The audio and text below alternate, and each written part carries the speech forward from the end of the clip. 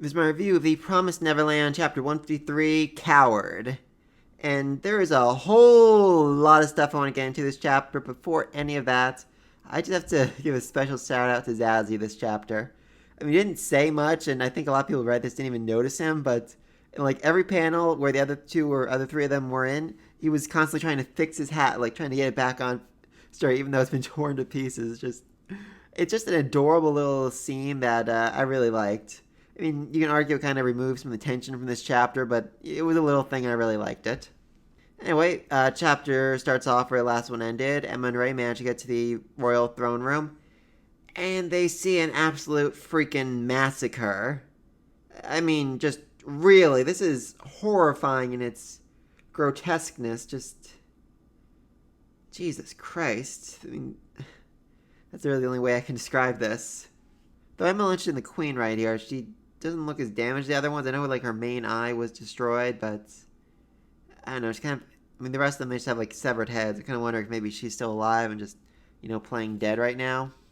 Not sure. And Emma is just having a really hard time with all of this, especially when she sees the two little masks and she's like, "Oh my God, there were kids here?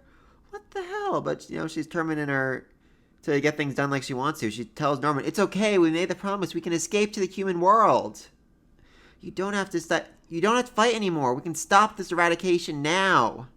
And Norman is instantly against his plan because he essentially killed all of them. The royals, the dukes, everybody. So now they can't negotiate with anyone, so there's no chance of making peace, which feels like a cop-out to me because you don't really need to make peace. You just need to, run away. I mean, it says we just have to put one little pressure on here and shatter pieces. I'm like, oh, okay. Then just leave and let them do what they want to do. Maybe they'll get lucky and survive, or maybe they won't, and your whole evil plan will succeed, and okay. I mean, either way, you don't actually have to do anything else. You can just leave at this point. I mean, really. Just leave. But, yeah, Norman's not on the board with the whole plan. He just basically says eradication is the only option. Don't get in the way, Emma. And she responds with no. Which just creates the funniest reaction ever from Norman's little regulars there. I mean, they're like, what? She said no to Norman? The Norman? What's going on? Which I just love. Then she basically straight up calls Norman a liar, which again just shocks them, and I just love that. They're like, oh my God, who is this person talking to our God this way? What the hell's going on here? Which really makes me wonder how they're going to react to what happens next. I mean, they have this whole hatred of demons thing, which is very strong to who they are as people, but at the same time, they are loyal 100% to Norman, so I really can't imagine them going against him, even if it means saving demons, And Emma's logic here is pretty good. She basically says that he's so smart, he chose the path that was most likely to work, no matter how horrible it was, no matter how much damage it did him, no matter how much it hurt him emotionally. He doesn't want to do this. He doesn't want to go around killing people.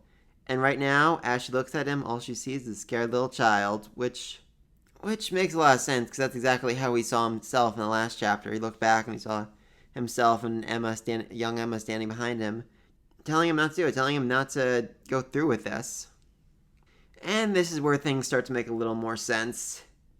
As he's reflecting on his time back in Lambda, he mentions the mysterious drugs and the experiments, and how he's all alone. And this could definitely imply that they poisoned him. I mean, next panel is literally him vomiting in the library, so I'm assuming whatever they did to him, whatever experiments or drugs they used on him, took such a toll on his body and his mind that he does not have a lot of time left.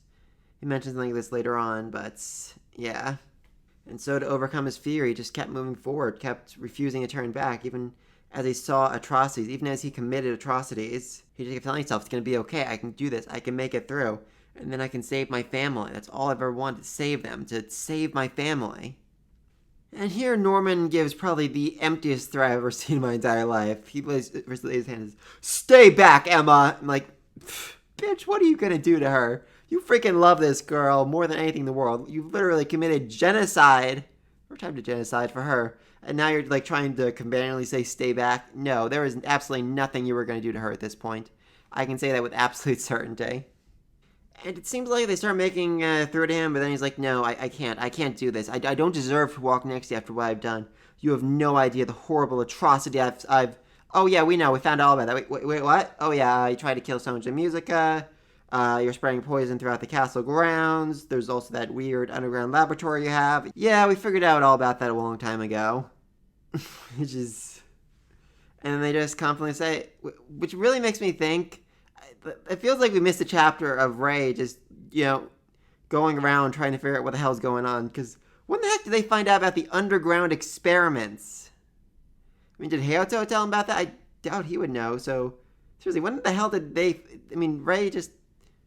After Emma got back, Ray just, wandered around, and all of a sudden he knew everything about Norman's poison, the recipe for making it, how he was distributing it, and the underground facility. Just have so many questions. I feel like we need a flashback kind of explaining how all this happened. I just don't really know when they would put it, so just weird. And with a little pushing from his past self, he embraces them. He hugs them. He says, I want to live with them. I want to be happy with them, but it's just not possible. Much to the shock of his supporters, he then falls to the ground crying and begs them for help while sitting in a pool of blood of his victims, which... grim. I also just really love how he drops the hood here. I mean, it's not something he knows first time around, but as he's being pushed forward, it comes down and then flies off in the wind. And I mean, it's still there in the next scene, of course, because it's more of a metaphor, but just symbolizing, how he is finally free of the persona he's been putting on since he met them again. This William Minerva, this calm, cool man who can get through any situation, this strong pillar of strength. That's not who he really is. He's, as Emma said, a scared little kid shaking with fear.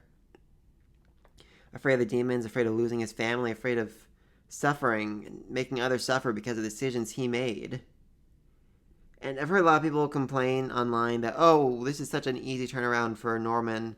After everything he's done, after all of his conviction, he's like, oh no, I changed my mind, it's okay.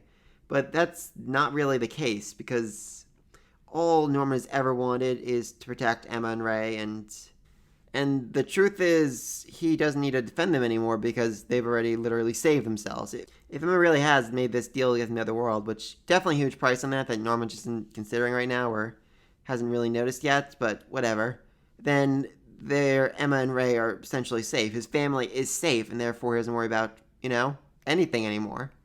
No matter what he does, no matter what he does, he's probably going to be able to get them to this new world safely, his whole family there, and therefore he's already won. So this whole turnaround might seem like drastic and insane, but it's really not that case because, like I said, he's won. This is more about him losing the persona of who he is, this person who wants to eradicate all the demons, who's doing it to protect his family, that he's been so ingrained into becoming, so determined to see through, so just gung-ho about keeping this persona so that he can keep moving forward and keep trying to protect his family, that he has to, it's hard to take it off. It's hard to drop the mask and say, all right, this is who I really am now. And I'm just really not sure how his supporters are going to react to all this because, like I said, they really, really, really want to kill the demons, but at the same time, they are ridiculously loyal to Norman to an insane degree. So we'll just say, all right, if it's for Norman, we'll do this. Go with you. But those are just my thoughts. Let me know what you think in the comment section down below. What the hell's going to happen next? Be sure to like and subscribe. Until next time. Peace.